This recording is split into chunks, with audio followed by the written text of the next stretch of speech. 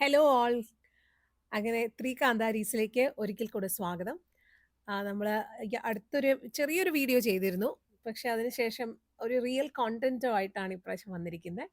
നമുക്ക് ഒരുപാട് പേരുടെ ഒരു റിക്വസ്റ്റ് ഉണ്ടായിരുന്നു. ആപ്റ്റിറ്റ്യൂഡ് ടെസ്റ്റ് എന്തുകൊണ്ടാണ് നിങ്ങൾ കൂടുതൽ സെഷൻസ് ചെയ്യാത്തത്? എന്താണ് പ്രാക്ടീസ് ചെയ്യാത്തത്? അല്ലെങ്കിൽ ക്ലാസ് എന്താ ചെയ്യാത്തത്? എന്തുകൊണ്ട് വീഡിയോസ് വരുന്നില്ല? അല്ലേ? എന്താ അതെ. രമ്യ നമ്മൾ ചെയ്യാത്ത? നമ്മുടെ കുറച്ച് തിരക്കുകളും കാര്യങ്ങളും കൊണ്ടൊക്കെയാണ് നമ്മൾക്കങ്ങനെ ചെയ്യാൻ പറ്റിയില്ല. അതെ. പക്ഷെ ഞങ്ങളിനി ട്രൈ ചെയ്യാം. അതെ, ക്ലാസ്സുകൾ എടുക്കുക ഓൺലൈനിൽ ചെയ്യാൻ നിങ്ങൾ നമ്മൾ ഫുൾ ടൈം വർക്കിംഗ് ആണ്. അപ്പം എല്ലാം കൂടി ആകുമ്പോഴത്തേനും ഒരുപാട് സോഷ്യൽ കമ്മിറ്റ്മെന്റ്സും ഉണ്ട്. എല്ലാം കൂടി ആകുമ്പോൾ ഞങ്ങൾക്ക് സമയം കിട്ടുന്നില്ല.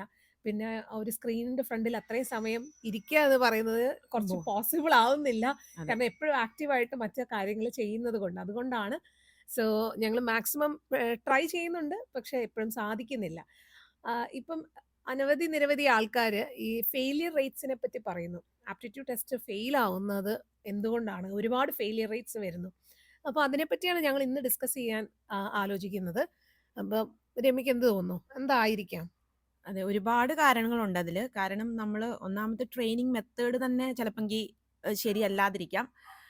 അത് ഉദ്ദേശിച്ചത് എന്താന്ന് ചോദിച്ചു കഴിഞ്ഞാൽ നമ്മള് കുട്ടികളെ പണ്ട് തറാപറ പഠിപ്പിച്ചു കൊടുക്കുന്നത് പോലെ പഠിപ്പിച്ചു കൊടുക്കുന്നു. അതവർക്ക് സിറ്റുവേഷൻസ് അനുസരിച്ച് അവർക്കത് അവിടെ പോയി പറയാൻ പറ്റുന്നില്ല, ചെയ്യാൻ പറ്റുന്നില്ല. ഇങ്ങനെയുള്ള കുറേ കാരണങ്ങളുണ്ട്. അതെ.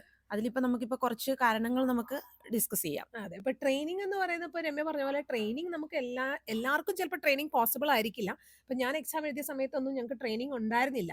പക്ഷെ ഇപ്പൊ എല്ലാവരും ട്രെയിനിങ് സെന്റേഴ്സിൽ പോയി പഠിച്ചിട്ടാണ് ചെയ്യുന്നത്. ട്രെയിനിങ് ചെയ്യുന്നതുകൊണ്ട് കുഴപ്പമൊന്നുമില്ല.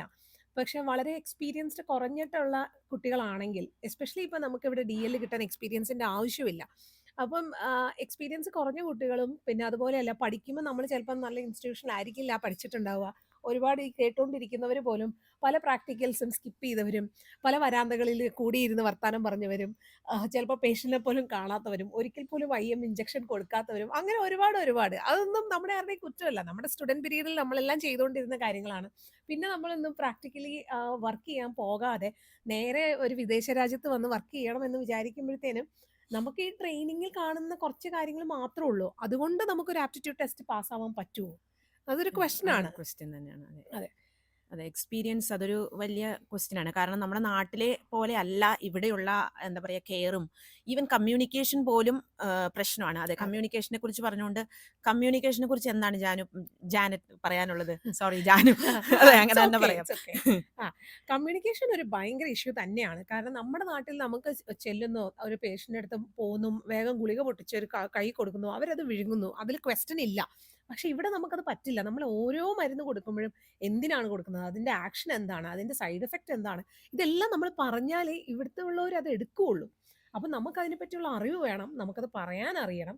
അത് നമുക്കും അവർക്കും ഗുണകരമാകുന്ന രീതിയിൽ പ്രസന്റ് ചെയ്യാനും പറ്റണം. ഇതിപ്പം ജസ്റ്റ് ഒരു മെഡിക്കേഷന്റെ കാര്യമാണ് പറയുന്നത്. അങ്ങനെ എല്ലാ കാര്യങ്ങളിലും നമ്മൾ എന്തൊരു പ്രൊസീജിയർ ചെയ്യുമ്പോഴും ഇനി പ്രൊസീജിയർ ഒന്നും ചെയ്യുന്നില്ല. നമ്മൾ ജസ്റ്റ് അവരുമായിട്ട് ഒരു ഒരു ഹായ് പറയുകയാണെങ്കിൽ പോലും പറയാം. അതെ. അതിൻ്റെതായ ഒരു വേ ഉണ്ട്. അതെ. അതിനനുസരിച്ച് ചെയ്യുമ്പോൾ മാത്രമേ അവർക്ക് നമ്മുടെ അതായത് നമ്മളൊരു കെയർ പ്രൊവൈഡ് ചെയ്തില്ലെങ്കിലും നമ്മളൊരു നഴ്സിനെ കാണുമ്പോൾ തന്നെ ഓ ഷീസ് ഗുഡ് എന്ന് പറയണമെങ്കിൽ നമ്മളുടെ ആ ഒരു ഫേസ് പ്ലസന്റ് ആയിരിക്കണം. അതുപോലെ communication how the way we communicate അതും വളരെ ഇമ്പോർട്ടൻ്റ് ആണ്. മറ്റൊരു മേജർ ആയിട്ടുള്ള ഇഷ്യൂ തോന്നുന്നതെന്ന് വെച്ചാല് പേടി. അല്ലെങ്കിൽ നമ്മൾ പാനിക് ആവുന്നു. ഭയങ്കര ആങ്ഷ്യസ് ആവുന്നു. ഇതെന്തോ വലിയൊരു സംഭവമാണ്. ഇതിന്റകത്ത് കേറുമ്പത്തേനും ഓട്ടോമാറ്റിക്കലി ഏത് പരീക്ഷയ്ക്ക് ചെല്ലുമ്പോഴും നമുക്ക് ടെൻഷൻ ഉണ്ടാവും. അത് നോർമലാണ്. പക്ഷേ ആ ആങ്സൈറ്റി നമ്മളെ ഓവർ റൂൾ ചെയ്ത് നമ്മുടെ പെർഫോമൻസിനെ ബാധിക്കാൻ തുടങ്ങിയാൽ അതൊരു പ്രശ്നമാണ്. നമുക്ക് ആ ആങ്സൈറ്റീനെ കവർ ചെയ്യാൻ പറ്റണം. ഇല്ലെങ്കിൽ നമുക്ക് ഈ ഒരു എക്സാം കടന്നു പോകാൻ ഭയങ്കര ബുദ്ധിമുട്ടാണ്. 14 സ്റ്റേഷൻസ് രാവിലെ മുതൽ ഉച്ച വരെ 7 എണ്ണം, പിന്നെ ഒരു 7 എണ്ണം എന്നൊക്കെ പറയുമ്പോഴത്തേനും നമ്മൾ അണ്ടർ പ്രഷറാണ് ശരിക്കും. അത് ഓവർകം ചെയ്യാന്ന് പറയുന്ന ഒരു ടെക്നിക്ക് നമ്മൾ സ്വായത്തമാക്കിയേ അതെ. പറ്റുള്ളൂ. നമ്മുടെ ഡീപ് ബ്രീത്തിങ് എക്സസൈസ് ഒക്കെ വളരെ ഹെൽപ്ഫുൾ ആണ്. അത് ഞാൻ എൻ്റെ കേസിൽ തന്നെ ആപ്ലിക്കബിൾ ആക്കിയിട്ടുള്ള ഒരു കാര്യമാണ് കേട്ടോ. കാരണം എന്ന് വെച്ചാൽ ഒന്ന് കഴിയുമ്പോൾ അടുത്തായിട്ട് നമുക്ക് ഭയങ്കര ടെൻഷനാണ്. പിന്നെ ഈ പറഞ്ഞ പോലെ ആങ്സൈറ്റി സ്ട്രെസ് വരുന്നതിൽ ഒരു കാര്യം കൂടി ഉണ്ട്. ഇപ്പം നമ്മൾ പഠിച്ച് വന്ന അതേ മെത്തേഡിലായിരിക്കത്തില്ല ചിലപ്പോൾ അവർ ക്വസ്റ്റ്യൻസ് അവിടെ അതെ, അതെ, ചോദിക്കുന്നത്. അതെ. സിനാരിയോസ് ഡിഫറെൻ്റ് ആയിരിക്കാം. ഇപ്പം ഈ കഴിഞ്ഞ ഒരു 2 ആഴ്ച മുന്നേ ഒരു കുട്ടി എന്നെ വിളിച്ചിട്ടുണ്ടായിരുന്നു. അപ്പോൾ കുട്ടി പറഞ്ഞത് ചേച്ചി യൂറിൻ അനാലിസിസ് ഉണ്ടായില്ല, അതിന് പകരം പകരം വേറൊരു സ്റ്റേഷൻ അവർ ആഡ് ചെയ്തു. അപ്പം ഞങ്ങളുടെ ആ സമയം മുതലാണ് അത് ആഡ് ചെയ്തത്. അതുകൊണ്ട് എനിക്ക് ബുദ്ധിമുട്ടായിരുന്നു. പെട്ടെന്ന് ടെൻഷൻ, സ്ട്രെസ്സായി. എനിക്ക് കണ്ടിന്യൂ ചെയ്യാൻ പറ്റിയില്ല. എനിക്കൊന്നും സംസാരിക്കാൻ പറ്റാതെ പോയി, സ്റ്റക്കായി പോയി എന്ന് പറഞ്ഞു. അതെ. അപ്പം അതും ആങ്സൈറ്റിക്ക് ഒരു കാരണമാണ്. അങ്ങനെ വരുമ്പോൾ ഈ പിള്ളേർ അധികം ആങ്ഷ്യസ് ആയി പോകുന്നു, സ്ട്രെസ് വരുന്നു. അപ്പൊ നമ്മുടെ എന്താ ഒരു അതെനിക്ക് സ്റ്റേഷൻ തോന്നുന്നത് പോയി. എന്താന്ന് വെച്ചാൽ മഗ്ഗപ്പ് ചെയ്യുന്നതുകൊണ്ടാണ്. ഇങ്ങനെ സ്പൂൺ ഫെഡ് ആവുന്നത് കൊണ്ടാണ്. യെസ്. ഇവർക്ക് ഇന്ന സ്റ്റേഷൻ വന്നാൽ ഓക്കെ ഫസ്റ്റ് സ്റ്റെപ്പ് ഇത്, സെക്കൻഡ് ഇത്, തേർഡ് ഇത്, ഇങ്ങനെ ഒരു സ്റ്റെപ്പ് ബൈ സ്റ്റെപ്പ് മാനറിലാണ് കുട്ടികൾ പഠിക്കുന്നത്. അവിടെ ചെന്ന് കഴിയുമ്പോൾ ചിലപ്പോൾ പെട്ടെന്ന് ആ എക്സാമിനർക്ക് സ്റ്റെപ്പ് 2 അവോയ്ഡ് ചെയ്യണം. നേരെ സ്റ്റെപ്പ് 5ലേക്ക് പോണം എന്ന് തോന്നിക്കഴിഞ്ഞാൽ, അല്ല ഞാൻ ഇങ്ങനെയാ പഠിച്ചേ, ഇതിൽ കൂടുതൽ എനിക്ക് ചെയ്യാൻ പറ്റില്ല എന്ന് നമുക്ക് അവിടെ ചിന്തിക്കാൻ പറ്റില്ല. അവര് നമ്മളെ ഉദ്ദേശിക്കുന്നത് എന്താണ്? അയർലൻഡിൽ വന്നൊരു രജിസ്റ്റേർഡ് നഴ്സ് ആവുമ്പോൾ നമ്മളൊരു റിയൽ ലൈഫ് സിറ്റുവേഷനിൽ എങ്ങനെ സ്പോണ്ടേനിയസ് ആയിട്ട് റിയാക്ട് ചെയ്യുന്നു, അതാണ് അവർ ടെസ്റ്റ് ചെയ്യുന്നത്. നമ്മളൊരു എക്യുപ്ഡ് നേഴ്സ് ആണോ അങ്ങനെ വർക്ക് ചെയ്യാൻ? അപ്പം നമ്മൾ ഒരു റിയൽ ലൈഫ് സിറ്റുവേഷനിൽ ഒരു എമർജൻസി വന്നിട്ടുണ്ടെങ്കിൽ ഞാൻ സ്റ്റെപ്പ് 1ഉം 2ഉം 3ഉം 4ഉം കഴിഞ്ഞേ 5 ചെയ്യത്തുള്ളൂ എന്ന് നമ്മൾ ഒരിക്കലും പറയുന്നില്ല ഒരു പറ്റില്ല. ഹോസ്പിറ്റൽ സിനാരിയോയിൽ. അതുപോലെ തന്നെയാണ് ആപ്റ്റിറ്റ്യൂഡ് ടെസ്റ്റിലും. എന്താണോ അന്നേരത്തെ സിറ്റുവേഷൻ അതിനനുസരിച്ച് നമ്മൾ അന്നേരം മുന്നോട്ട് വന്ന് ആക്ട് ചെയ്യാൻ നമുക്ക് പഠിക്കണം. ഇതൊരു ഡ്രാമയാണ്. അവിടെ നടക്കുന്ന ഒരു നാടകമാണ് നമുക്കറിയാം. അവിടെ റിയൽ ലൈഫ് പേഷ്യൻസ് ഇല്ല. ചിലപ്പോൾ ഡമ്മി ആയിരിക്കും, ചിലപ്പം എക്സാമിനർ ആയിരിക്കും പേഷ്യന്റ്.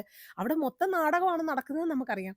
പക്ഷേ ആ നാടകത്തിൽ നമ്മൾ എങ്ങനെ വളരെ നന്നായി ആക്ട് ചെയ്യുന്നു. അഭിനയിക്കുന്നു എന്നുള്ളതാണ് അവിടുത്തെ ടെസ്റ്റ്. അതെ. ആ അഭിനയിക്കുന്നത് നമ്മൾ ശരിക്കുമുള്ളൊരു റിയൽ ലൈഫിൽ വന്നു കഴിഞ്ഞാൽ ഒരു അഭിനയവും കൂടാതെ ഒരു ബുദ്ധിമുട്ടും കൂടാതെ നമുക്ക് ഓട്ടോമാറ്റിക്കലി പ്രസന്റ് ചെയ്യാൻ പറ്റും എന്നുള്ളതാണ് അവർ ടെസ്റ്റ് ചെയ്യുന്നത്. യെസ്.